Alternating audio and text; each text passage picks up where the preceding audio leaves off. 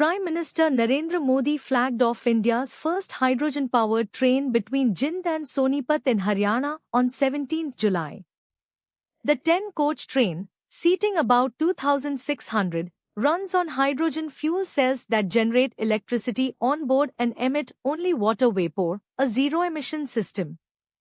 India joins Germany, Japan, China and the United States in running hydrogen trains and plans to extend the technology to heritage routes like Kalka-Shimla. About Indian Railways, Union Minister Ashwini Vaishnav, the fuel cell emits only water. Kalka-Shimla is a UNESCO World Heritage mountain line. The Union Cabinet approved Semicon 2.0 on 15 July with an outlay of 1.27 lakh rupees crore, expanding India's semiconductor mission beyond fabrication incentives. It gives end-to-end support across 6 areas: chip design, materials and equipment, fabrication plants, advanced packaging, research and development, and talent to make India a global chip manufacturing and design hub. Under Semicon 1.0, 12 projects worth over 1.64 lakh rupees crore were approved, with 3 units already in production. About the India Semiconductor Mission, it runs under the Ministry of Electronics and IT. Semicon 1.0 launched in 2021 with about 76,000 crore rupees.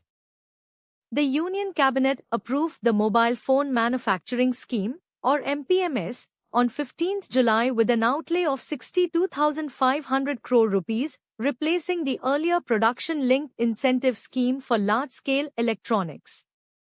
It offers higher incentives for sourcing components domestically, up to 1.5% extra for local value addition and 3% for design and research by Indian brands. The 5-year scheme targets about 60,000 direct jobs and stronger exports. About the scheme, it runs under the Ministry of Electronics and IT. India is the world's second-largest mobile phone manufacturer. The Directorate General of Maritime Administration issued an advisory on 16 July asking shipowners, managers and recruitment agencies to avoid deploying Indian seafarers on vessels transiting the Strait of Hormuz, amid a deteriorating security situation in the Gulf after attacks on merchant ships.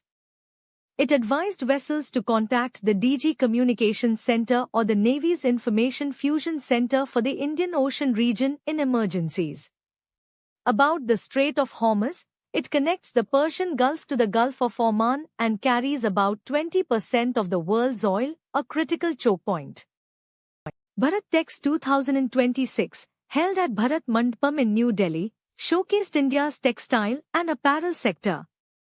In its first 3 days, it drew nearly 95,000 visitors and over 6,000 international buyers from 138 countries, generating about 28,500 business meetings. It catalyzed roughly 14,300 crore rupees in investment commitments through more than 30 MOUs, with business enquiries worth nearly $2.8 billion.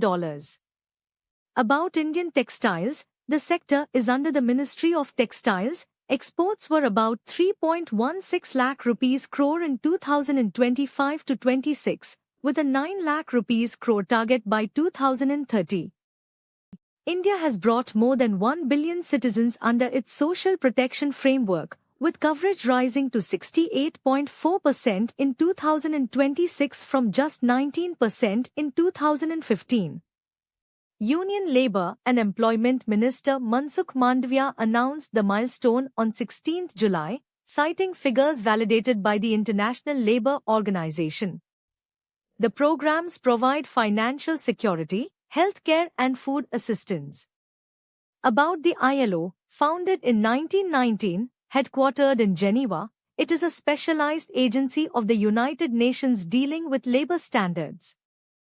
Civil Aviation Minister K. Ram Mohan Naidu unveiled the next phase of the UDAN scheme on 17 July, aiming to connect 120 new destinations and enable 4 crore passenger journeys over 10 years.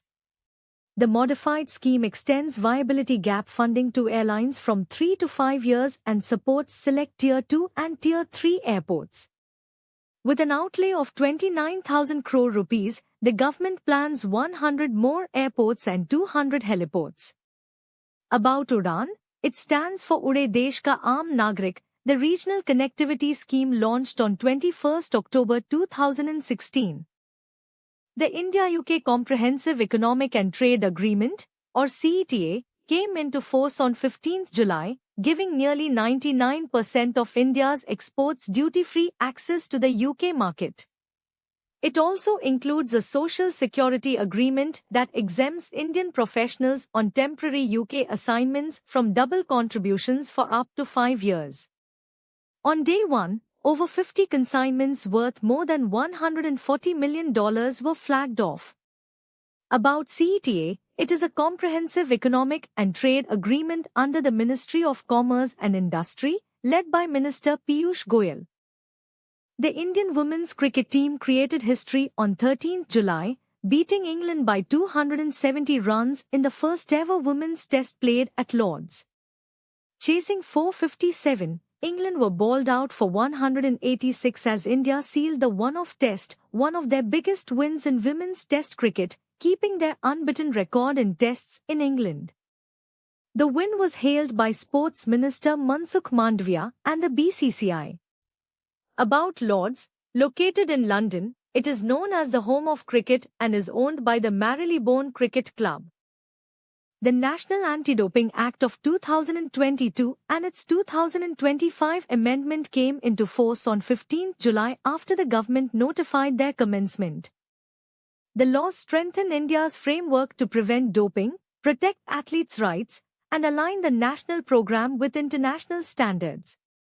The amended law enhances institutional independence and improves procedural safeguards and dispute resolution. About NADA, the National Anti-Doping Agency was set up in 2009 under the Ministry of Youth Affairs and Sports and works in line with the World Anti-Doping Agency.